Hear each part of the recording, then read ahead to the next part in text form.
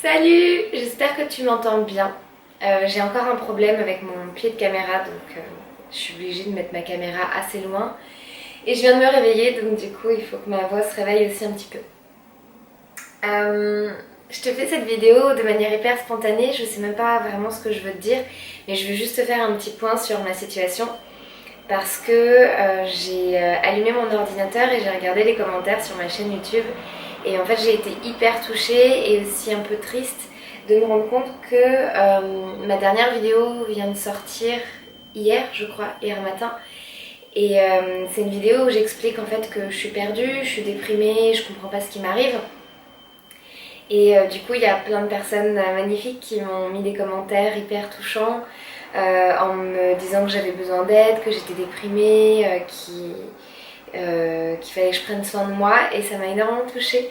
Vraiment merci, merci d'avoir pris la peine d'écrire ces messages, d'avoir été en empathie avec moi, et je suis hyper touchée de me rendre compte que même si on se connaît pas forcément, même si on s'est jamais rencontré en vrai, à travers cette chaîne YouTube, en fait, on est capable de créer du lien entre humains et on est capable d'avoir des interactions pleines d'empathie et je trouve ça beau et ça me remplit mon cœur de bonheur et merci. Vraiment merci. Et puis le deuxième sentiment que j'ai eu, c'est de me dire ah mais mince, ces personnes sont en train de s'inquiéter pour moi et j'ai pas envie en fait que des personnes se disent que je vais pas bien et éventuellement puissent développer des sentiments de tristesse pour moi par empathie, parce qu'il n'y a pas de raison, parce qu'en fait dans cette vidéo c'était un épisode que j'ai traversé en avril et maintenant on est fin juin et tout va bien, tout va très bien, j'ai remonté la pente. Effectivement j'étais en petite dépression, je pense que c'était surtout pour des raisons physiologiques. Je pense que j'ai eu un problème, je pense que j'ai eu des carences, je sais pas en quoi exactement parce que ici au Danemark en fait on ne peut pas... J'ai voulu faire une prise de sang pour voir quelles étaient mes carences alimentaires et en fait apparemment au Danemark on ne peut pas faire ça comme ça se fait pas. Alors j'avais l'habitude de le faire en France mais j'ai pris des compléments, j'ai consulté un médecin en Ayurveda, tu sais la médecine indienne traditionnelle et du coup je prends des compléments alimentaires, je prends des oligos, je prends des minéraux, des micronutriments et ça fait maintenant 2 mois que je fais ça. Je prends aussi beaucoup de jus de légumes, je me suis aussi énormément reposée, j'ai arrêté de stresser parce qu'en fait c'est fou parce que je sais que j'ai toujours eu un problème avec le stress. Et je suis parisienne, donc bon voilà, le stress ça fait vraiment partie de mon quotidien. Mais je pensais que depuis que j'étais au Danemark, j'étais pas stressée. Et en fait, je suis hyper stressée. Et ce qui est dingue avec le stress, c'est comme les peurs, c'est qu'en fait, c'est hyper difficile de prendre conscience de ses peurs et de son stress. Et en fait, je me suis rendu compte, mon corps m'a forcé à me rendre compte qu'en fait, j'étais hyper stressée. Donc là, du coup, je suis en train de travailler sur mon stress. Et j'essaye de ne plus être stressée dans ma vie. C'est pas facile parce que moi je suis un peu une pro du stress. J'ai carburé au stress pendant 20 ans. Donc c'est plein de nouveaux schémas, plein de nouvelles choses à mettre en place. Des schémas de pensée, des schémas d'action. Mais c'est bien et puis je pense que là c'est le bon moment, l'été. C'est le bon moment je pense pour... se relaxer et mettre des nouveaux schémas en place. Il y a aussi des personnes qui m'ont dit que j'avais besoin d'être entourée, j'avais besoin de parler. Rassurez-vous, j'ai plein de gens merveilleux autour de moi à qui je peux parler. J'ai beaucoup d'amis, j'ai ma mère aussi de qui je suis très proche, à qui je peux parler, à qui je peux me confier. Le travail que je fais avec ma chaîne YouTube, avec la caméra, c'est un bonus. C'est pour m'aider justement à mettre en place ma réflexion, c'est parce que j'ai besoin de beaucoup parler en fait. Et je crois que j'ai beaucoup utilisé mes amis comme psy. Ça m'a énormément servi, j'ai des amies merveilleuses qui m'ont beaucoup aidé à exprimer mes émotions, à mettre mes pensées en place. Mais je pense que maintenant, grâce à mes amis, j'ai appris à le faire toute seule. Et j'aime bien le faire toute seule en fait. Parce que l'avantage de le faire toute seule devant ma caméra, c'est que je peux le faire quand je veux. Je peux, si je veux à un moment, commencer une réflexion et puis m'arrêter et la reprendre 4 heures après. Et ça, c'est une liberté que j'ai pas avec mes amis.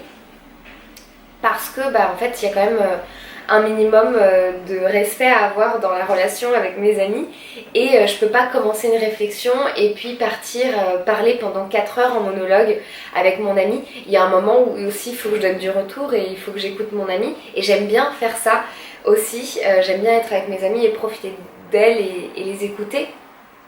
Je parle au féminin parce que ce genre de conversation, je l'ai principalement avec des amis femmes. Je sais pas pourquoi, mais c'est comme ça que ça se fait. Et puis, et du coup après, c'est vrai que j'aime les poster parce que j'aime bien partager. Ça, je trouve que c'est quelque chose que j'ai appris à faire et qui est pas facile à faire. Et je suis encore en train d'apprendre à du coup parler de mes émotions, comprendre, faire passer la partie émotionnelle à la partie et la lier à la partie cognitive en fait et avoir une réflexion qui est liée à mes émotions. Et c'est vraiment un travail que j'ai envie de partager parce que je pense que ça peut aider, je pense que ça peut inspirer, je pense que ça peut faire réfléchir, faire des déclics aussi chez d'autres personnes. Je pense aussi que certaines personnes peuvent être intéressées parce qu'on a tous des fonctionnements qui sont différents et je pense que c'est toujours intéressant de comprendre les mécanismes des autres personnes. Donc c'est pour ça que je décide de les partager sur la toile, de les publier, de publier ces vidéos YouTube sur la toile, sur internet. Ça se dit encore sur la toile, c'est un peu démodé je crois. Mais effectivement, moi ça me fait du bien. Et j'espère que ça contribue aussi pour quelqu'un d'autre. Donc, je sais plus pourquoi j'ai dit ça. Mais en tout cas, je le fais pas tant parce que j'ai besoin d'écoute. C'est vrai que ça comble un besoin d'écoute chez moi aussi. Enfin, ça comble un besoin de parler. Mais mon besoin d'écoute est aussi comblé par des vrais humains. Donc, rassurez-vous, tout va bien. Et puis sinon, un petit peu au niveau des faits dans ma vie, ce qui se passe. En ce moment c'est génial, en ce moment j'adore ma vie. Je suis un petit peu fatiguée, je crois que je commence à aussi rentrer dans une phase où j'ai envie d'être un peu plus dans ma bulle et j'ai envie d'être un peu plus seule avec moi-même. Mais je pense que ça va bientôt se passer parce que là j'ai plein d'amis internationaux qui vont partir en fait de la ville où j'habite au Danemark et du coup ça va être un peu plus calme.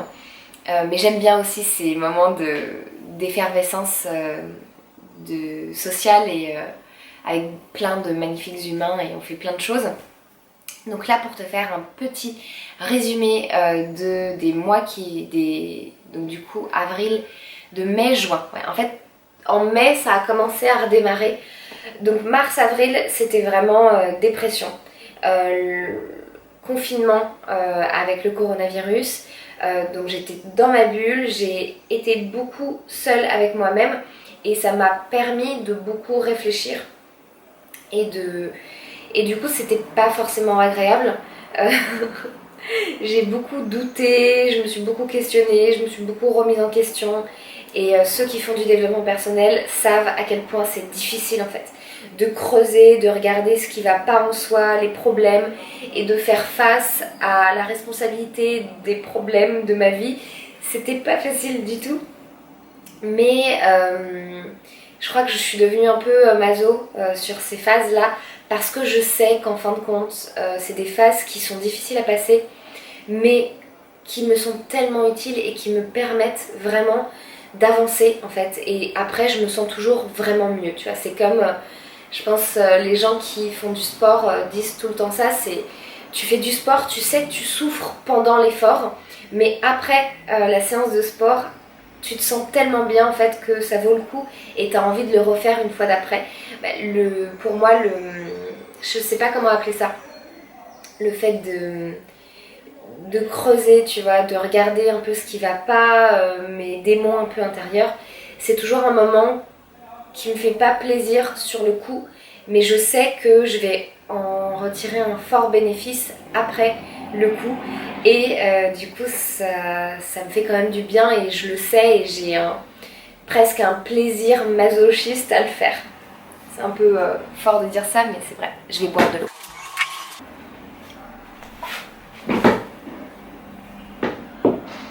Et du coup j'ai la chance en ce moment d'être très bien entourée par une communauté d'étudiants à l'université qui sont internationaux. Donc je sais pas si tu as tous suivi mes vidéos, je vais te faire un petit rappel pour ceux qui n'ont pas suivi. Moi je vis au Danemark et je suis française. Et en fait quand je suis arrivée au Danemark, donc je travaille à l'université, je fais une thèse en laboratoire de biologie. Et quand je suis arrivée à l'université, ici dans mon université en fait possède plein de chambres étudiantes. Et donc du coup c'est un format un peu particulier où chacun a sa chambre et sa salle de bain, mais où on partage une cuisine. Et en fait, donc j'ai vécu pendant 6 mois dans ça s'appelle un dortoir, dans une résidence étudiante pour étudiants internationaux à l'université. Et en fait, dans cette résidence, tu peux vivre que 6 mois. Donc après, du coup, j'ai vécu pendant 6 mois, c'était merveilleux, je me suis vraiment éclatée. Et après, j'ai dû trouver un appartement et donc du coup, maintenant, je vis dans mon appartement seule avec mon coloc. Donc je suis pas vraiment seule. Mais j'appelle toujours le dortoir parce que c'est la traduction de dorm en anglais, mais la bonne traduction c'est résidence étudiante. Mais je vais l'appeler le dortoir, désolée. Et donc au dortoir je me suis fait des amis et certains amis dont ma super pote qui s'appelle Mathilde, que j'aime énormément. Et en fait Mathilde, je l'ai rencontrée au dortoir donc il y a 1 an et demi quand j'étais... Moi, je suis désolée, je suis pas claire. J'aurais dû préparer le truc. Désolée. Attends, je reprends. Donc, il y a 1 an et demi, j'ai vécu dans ce dortoir, cette résidence étudiante pour les étudiants internationaux. J'y ai vécu pendant 6 mois. Après, j'ai déménagé dans un appartement à moi et maintenant je vis avec un coloc qui est merveilleux. Et je me suis fait des amis là-bas, dont une super pote française qui s'appelle Mathilde. Et en fait, cette pote vit en transition, enfin, vit de manière cyclique en fait au Danemark. Elle vient 6 mois, elle repart 6 mois soit en France, soit en Irlande, et après elle revient au Danemark. Et donc là en ce moment, elle est revenue en fait au Danemark depuis octobre. Et elle part à la fin du mois de juin, donc bientôt là dans 3 jours. Et du coup en fait cette amie m'a donné accès à nouveau à cette résidence étudiante pour les étudiants internationaux. Et en ce moment il y a un très bon groupe d'étudiants internationaux. Il y a des Espagnols, des Brésiliens, des Pakistanais, des Indiens, des Russes. Enfin je dis des mais en fait à chaque fois il n'y en a qu'un. Il y a des Italiennes, ça il y en a plusieurs. Il y a un Croate, il y a quoi d'autre? Il y a un Danois. Et j'en oublie, il y a une Allemande, voilà, il y a plein de gens du monde entier. Et en fait c'est merveilleux parce que ce sont tous des personnes universitaires, donc on est à peu près dans le même domaine, même si on a des thématiques différentes d'études. Et par contre on est tous de cultures différentes du monde entier. Et du coup là en ce moment je connais beaucoup de gens du monde entier dans ma ville. Et c'est merveilleux parce qu'on s'est fait des week-ends, on s'est vraiment amusé, où on est parti visiter le Danemark. Et là, hier, en fait, j'ai fait ma pendaison de crémaillère.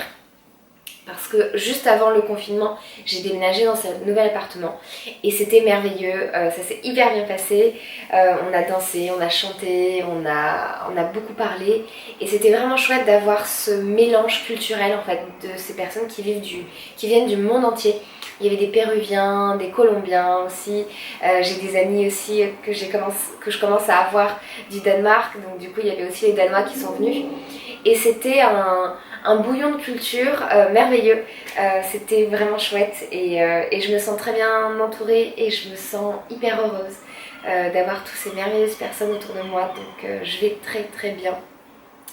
En ce moment aussi il fait hyper beau, donc c'est pour ça en fait que j'ai tous ces colliers de fleurs d'ailleurs, parce qu'en fait j'ai décidé de faire un thème pour ma soirée. J'aime bien faire des thèmes pour ma soirée, j'aime bien qu'il y ait des déguisements dans les soirées parce que je trouve que ça rend les interactions entre les inconnus plus faciles en fait, quand il y a un petit truc rigolo, quand il y a un petit déguisement.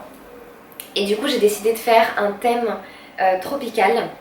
Et du coup j'ai acheté plein de colliers de fleurs. Alors bon, ma conscience écologique a été un petit peu mise à l'épreuve parce que je sais que c'est du plastique et je sais que c'est pas du tout bon pour l'environnement ce genre de truc. Mais j'ai fait le sacrifice pour le bénéfice en fait humain de ce que les petits colliers de fleurs allaient apporter, et je trouve que ça a plutôt bien marché parce que du coup tout le monde était un petit peu dans l'ambiance tropicale et ça a facilité je pense les interactions entre les différentes personnes qui se connaissaient pas. Et c'est vrai que j'avais besoin de faciliter ça parce qu'il y a quand même beaucoup de personnes j'avais envie que les groupes en fait de personnes se mélangent. J'avais un groupe de personnes qui vient de mon club de méditation, j'avais un groupe de personnes qui vient du coup de la communauté internationale, j'avais un groupe de personnes qui vient de l'université, de mon travail, j'avais un groupe de personnes qui venaient d'autres interactions un petit peu plus lambda, un petit peu plus au hasard. Et j'avais vraiment envie que ça se connecte, que les humains se connectent entre eux. Et je pense que ça a bien marché, donc je suis hyper contente. Maintenant voilà, je sais pas si t'as une idée, je sais pas quoi faire de tous ces colliers. Voilà. Aussi au Danemark, ah oui, il faut que je te montre mes plantes, je reviens.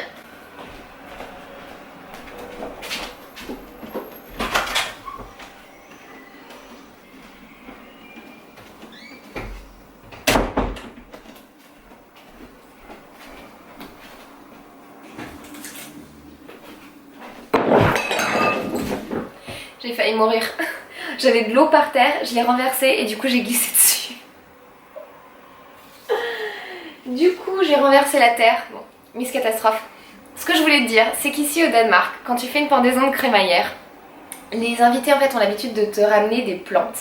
Donc du coup, moi j'ai quelqu'un qui m'a ramené comme un mini baobab, parce que le thème de ma soirée c'était tropical, donc je pense que c'est lié à ça.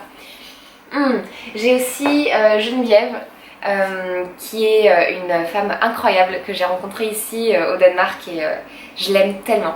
Elle m'a ramené elle m'en a ramené 2 autres mais j'avais pas assez de place et heureusement parce que sinon j'aurais tout fait tomber. Qui m'a acheté des plantes qui se mangent, donc ça c'est de l'origan frais, ça sent tellement bon. Et j'ai quelqu'un, je trouve l'idée brillante, qui m'a ramené un pineapple, comment ça se dit en français, un ananas. Un petit arbre ananas, je trouve ça trop mignon. Donc voilà, donc je trouve ça assez sympa qu'au Danemark les gens ramènent des plantes pour les pendaisons de crémaillère. Et c'est vrai que c'est sympa. J'aime bien ça chez les Danois, c'est que ils sont très connectés à la nature, je trouve, en général. Et en fait, j'ai eu une discussion récemment avec une Française qui a des enfants ici. Et du coup, elle me racontait un peu les différences entre l'éducation, l'école en France et l'école au Danemark. Mais je te ferai une autre vidéo pour t'en parler plus. Mais dans quelques mois, parce que je pense que j'ai encore besoin de creuser un peu la thématique et d'avoir d'autres témoignages de personnes qui pourraient me dire ça. Mais en fait, ici au Danemark, les enfants sont souvent à l'extérieur. Et par exemple, dans ma ville, on a une forêt. Et en fait, les enfants vont souvent faire des activités en forêt. Et par exemple, ils vont construire des arcs et des flèches. Ils vont construire ou récolter des plantes en forêt. Enfin, les enfants à l'école ont l'habitude d'être au contact de la nature. Et je trouve que les Danois sont assez... tu vois, il y a beaucoup de Danois qui ont un petit jardin ou qui s'y connaissent. Là, j'ai des amis danois qui se font des excursions dans la nature, dans la forêt, et qui récoltent des plantes pour les manger. Je trouve que les Danois sont très, je leur dis, mais connectés à la nature. Et je pense que ça vient aussi de leur éducation, parce qu'à l'école, du coup, ils sont souvent dans la nature. Et je pense que ça contribue vraiment au bonheur des personnes d'être proche de la nature. Et donc je trouve ça super bien et j'adore le fait que pour la pendaison de crémaillère, on te ramène des plantes. Je trouve que c'est une très bonne idée. Je sais pas trop ce qu'on fait en France. Moi j'ai déjà fait des pendaisons de crémaillère en France. Et je crois qu'on m'a ramené des objets, des petites babioles. Mais je crois que c'est pas typique de la France de ramener des plantes. Dis-moi si toi t'as l'habitude des codes, parfois je suis un peu nulle aussi en code français, donc dis-moi si ça se fait et dis-moi sinon ce qu'on fait en France si on ramène pas les plantes. Et puis aussi j'ai découvert les bonfires. Donc les bonfires, c'est les feux que tu fais sur la plage. Donc à Paris, c'est pas trop possible de faire un feu dans la nature ou dans la plage parce qu'il n'y a pas de plage. Et si tu veux faire un feu dans le parc Monceau, en fait t'as la police qui va venir et te dire non, non, non, non, non. Et ici au Danemark, j'ai la plage à un quart d'heure de chez moi, c'est incroyable. Et en ce moment, au printemps-été, il a fait hyper beau, hyper chaud. Du coup, je suis souvent allée me baigner, je suis souvent allée à la plage. D'ailleurs, je sais pas si t'as remarqué, mais j'ai quand même pris pas mal de couleurs.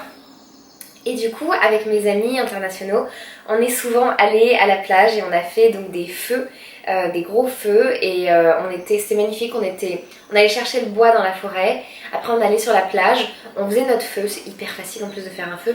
Et après, on faisait griller nos petits chamallows. Il y en a qui faisaient griller des saucisses. J'ai des amis aussi qui ont fait griller du poisson qu'ils avaient pêché. Et voilà. Et on jouait de la guitare, et on chantait, et on parlait. Et en fait, je me suis rendu compte à quel point le feu crée une atmosphère chaleureuse. Et quand je dis le mot chaleureux, je me dis bah oui, bien évidemment, le feu, ça donne une atmosphère chaleureuse. Mais en fait, ça contribue énormément à rapprocher, je trouve, les humains entre eux. Et j'aime énormément ça. Et j'ai trouvé ça vraiment chouette. J'ai plus de voix et j'ai plus d'eau. J'ai la flemme d'aller chercher. Et je vais m'arrêter bientôt parce que j'ai plus de voix. Donc j'ai bien profité de ça. C'est la première fois de ma vie que je fais des feux sur la plage et j'adore ça. Je trouve ça vraiment génial. Et c'est tout. Non, c'est pas tout. J'ai un copain danois.